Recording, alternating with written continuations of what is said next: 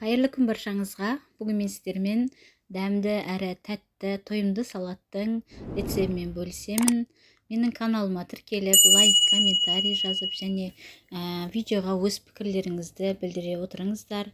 Менің каналымның дамуына, қазақша каналдың дамуына өз үлестеріңізді қосып кетіңіздер.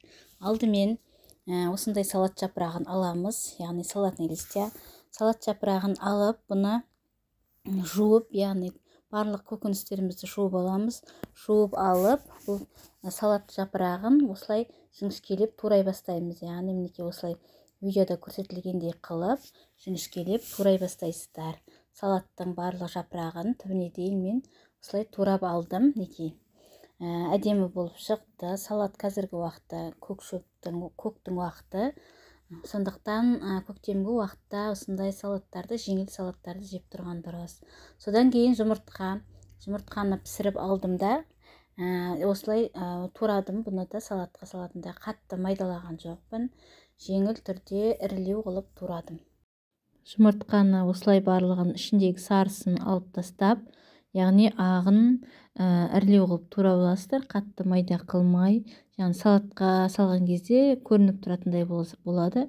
Неге осылай үш бұрыштылап турап алсаңыздар да болады.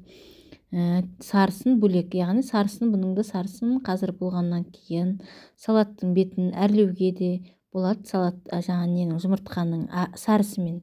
Сол үшін сарысын бөлек алып қалдық та, ағын осылай әрлеу қылып турап алдым. Енді қияр, осындай бір бас қиярды алдым да, бұны да қатты ұсақтаған жоқпын, қатты ұсақтамай ірілеу қылып, яғни осылай бөліп бірнеше бөлікке, 4 бөлікке бөліп алдым да, одан кейін тағы да бірнеше бөлікке бөлдім. Яғни жіңішке қылып бөлдім да, майдалап емес, ірілеу жіңішке қылып турадым. Осылай 4 бөлікке бөлдім ұзын қиярды, одан кейін тағы да 4 бөлікке бөлдім. Осылай ұзын болып шықты. Одан кейін тағы да бұған қосатынымыз біздің бір бас помидор, яғни қызанақ. Бұны да осылай бөліп аласыздар, яғни екіге бөліп, ортасындағысын тұрған ағын алып тастасаңыздар болады, ашылау болып кетеді десеңіздер. Бұны да осылай жаңағыдай қатты майда емес, әдемілеп үш бұрыштылап турауға болады. Ішінде ортасында ағын алып тастайсыздар, ол ащы болуы мүмкін, сондықтан жаңағыдай үш бұрыштылап әдемілеп турауға болады. Бұны да неке осындай қылып турап аласыздар. Помидорымыз, қызанағымызды да, бұны да осы салатымызға саламыз. Әрине дәміне қарай көресіздер өздеріңіз, тағы да көбірек қоссаңыздар да, аз қоссаңыздар да болады. Неке осындай болып шықты.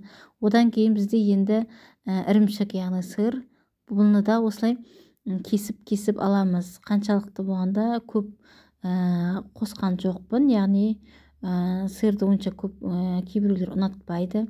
Оның орнына жаңағыдай брынза қосып қоюға да болады. Брынзаны алып, дайын брынза, оны да қосуға болады.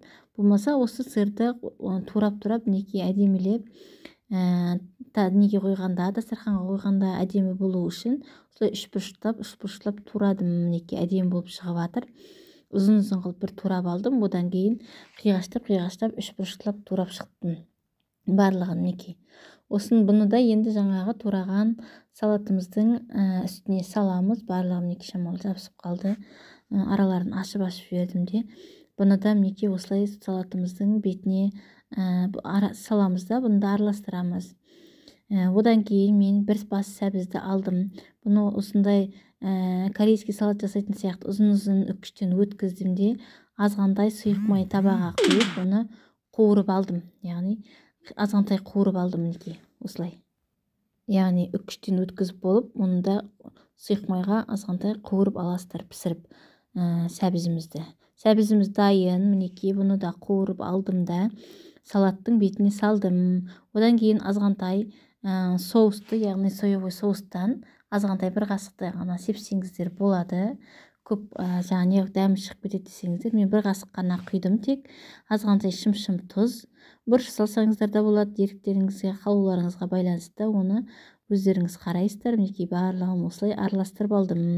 Кешкі тағамға, қою тағамдарға жеуге өте жақсы, ащы емес, тәтті салат. Мінекей салатымыз дайын болып шықты. Менің каналыма тіркеліп, лайк, комментарий жазып, өз пікірлеріңізді білдіріп кетіңіздер. Осылай жасап, кешкі асқа тағаммен жесеңіздер болады. Видеоны соңына дейін қарағандарыңызға рахмет. Менің каналыма тіркеліп кетіңіздер.